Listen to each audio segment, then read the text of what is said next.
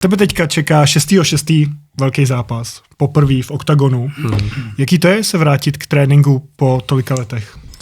Vieš čo, prvé 2-3 mesiace boli bolestivé, veľmi musel si zase zvyknúť, hánky, kloby, všetko si to muselo zvyknúť na to obíjanie. Nielen teda o nejaké rany supera, ale o to, že celkovo to tvoje telo sa snažíš nejak otužovať tými ranami. Takže bolo to, že pripomenul som si, že som zabudol, aké to je bolestivé, ale našťastie tie prvé 2 mesiace ubehli rýchlo a aktuálne sa na to veľmi teším, pretože ja som sa k tomu postavil tak akoby nejak zase ako veľa veciam, že proste tie veci hrotím, tak aj k tomuto som sa postavil, že veľmi zodpovedne a že od začiatku roka som si dal v podstate 90 postojárskych tréningov, 40 silových tréningov, vieš, od začiatku roka. To znamená, že ja mám proste každý týždeň, mi to vychádza koľko, 6 až 8 tréningov, trénujem len v podstate s ľuďmi, ja som najľahší človek v našom gyme proste, takže ja mám vždycky iba ťažších, vyšších, skúsenejších superov, takže sú tie tréningy sú ťažké. Takže teším sa na to, lebo už je to, tá cesta je v podstate dlhá, už som tomu venoval fakt, že 7 mesiac, myslím, že to je intenzívne, takže už sa veľmi teším, čo sa nám tam podarí s Rastom predviesť. Jak je pro tebe dôležitá tá výhra? Tá výhra, akože úplne vážne ti poviem, že nie je pre mňa vôbec dôležitá, ale je veľmi dôležitá pre moju frajerku a pre môjho trénera. Oni to sú dvaja ľudia, ktorí veľmi prizvukujú na to, že proste ja musím vyhrať. A ja im všetkým hovorím, že ja už som vyhral. Že ja mám 40 rokov, dostal som ponuku v oktagone, byť na hlavnej karte, mám možnosť dať bodku za svojou históriou v rámci nejakých akoby mojej minulosti fighterskej. Zároveň príde ma pozrieť, príde sa naozaj plno ľudí z New Yorku, prídu ma pozrieť ľudia z Japonska, z Austrálie, vieš, prídu moji známi. Takže príde celá moja rodina, ktorých som naposledy vlastne nevidel, ani neviem, že či niekde na nejakom možno pohrebe, tak takáto... Nechcem to spájať teraz môj zápas s pohrebom, ale príde fakt veľká skupina ľudí. Pre mňa to bude fakt taký sviatok, aj stretnutie sa so všetkými týmito ľuďmi, ktorí mi prídu držať palce, tak nerád by som ich sklamal. Ale popravde naozaj mne na tom akože úplne až tak nezáleží, že chcem vyhrať. Vieš, to bola blbosť, že idem do oktagonu, nechcem vyhrať, ale nie je to pre mňa dôležité.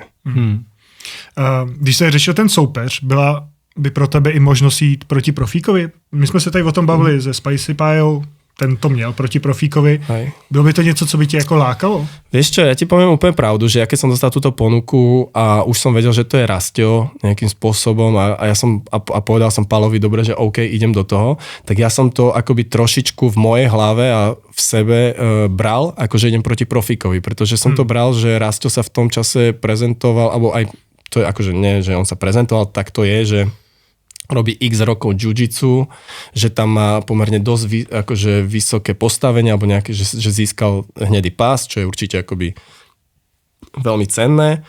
Plus naviac hovoril, že vlastne na postojárske, na boxerské na boxerské tréningy chodí viac ako 10 rokov. Tak ja v tomto, to bola informácia, ktorú ja som vlastne mal, keď som bral ten zápas.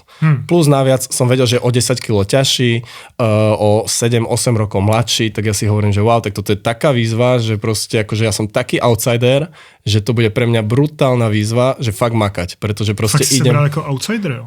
No ja som sa bral, úplne, tak toto, keď som ti všetko vymenoval a teraz mňa, ktorý bicyklujem a plávam. Tak ja to beru, že ty si měl 11 zápasů, ne 9 si vyhrál. Ja som mal 15 zápasov a mal som 15 zápasov, keď som vážil 57 kg.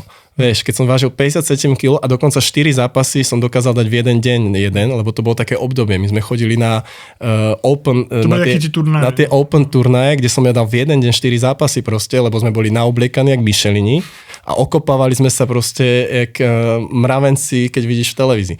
Vieš, takže to neboli zápasy, to my sme vážili a mali takú silu, že sme sa nikto nedokázali nikdy knockoutovať. Mne sa podarilo raz vyhrať knockoutom vďaka tomu, že som roztrhol lakťom akože niekomu čelo. Ale ten chalan chcel aj tak pokračovať. že preto hovorím, že toto není absolútne žiadny benefit, že musíme brať do úvahy, že ja som toto nerobil viac ako jeden dospelý život. Ja som 20 rokov sa s nikým reálne nebil. Nemal som žiadny konflikt. Ja som za tých 20 rokov možno 3-krát po niekom kričal. Vieš. Takže a on posledných 14 rokov robil jiu-jitsu, má hnedý pás, 10 rokov box a ja že OK, ja bicyklujem. Tak jasné, že som to bral, že ja idem proti profíkovi. Vieš. A ja to stále tak aj berem, že Rastio je pre mňa silný super, preto môj prístup k tréningom bol takýto, aký bol. Že som si postavil totálne profesionálny tím, že som nezrušil jeden jediný tréning, že keď mi povedal Kincel, že môžem prísť za ním do Hradca Králové, tak som si sadol do auta a cestoval som do Hradca Králové kvôli 40-minútovému hodinovému tréningu. Keď mi povie Kohout, príď si zatrénovať, kokos sedím vo vlaku a idem s Kohoutom trénovať, vieš. Že to proste robím všetko preto, aby som si mohol povedať, že som spravil všetko preto, aby ten zápas bol OK. Jak moc ste řešili ty pravidla? No, skoro vôbec inak. To bolo veľmi ľahké, ale na internet to riešil veľmi. Ale ja keď som dostal akoby od Pala tú ponuku, to bolo tiež také, že som to úplne nevnímal, že on mi hovorí, že ideš do oktagónu a on, že no okej, že však šiel by som, ale že ja by som nešiel na zem, že ja som v živote nebol na žinenke, že ak by som niekedy šiel, tak by som šiel, že postoj, že ak sa dá, že to je ten underground. A on, že jasné, že dá sa, že spýta sa na to teda mojho supera, super, že OK. A tým to bolo pre mňa akože zhasnuté. Dokonca ja som ani dlhú dobu, až kým neotvoril on túto tému, že či by sme nezmenili pravidla, tak ja som si poriadne neprečítal, že čo vlastne znamená underground. Lebo som vedel, že sa nejdeme na zemi byť, že to je postoj, takže som to akože úplne neriešil. A keď sa otvorila táto téma, tak som začal riešiť, OK, no tak poďme sa zamyslieť nad tým, že teda čo je ten underground. Tak som proste hovoril, že prečo by som tam niečo menil. Ten underground mne vyhovuje a to som bral a to sme všetci brali. Na to sme sa dohodli.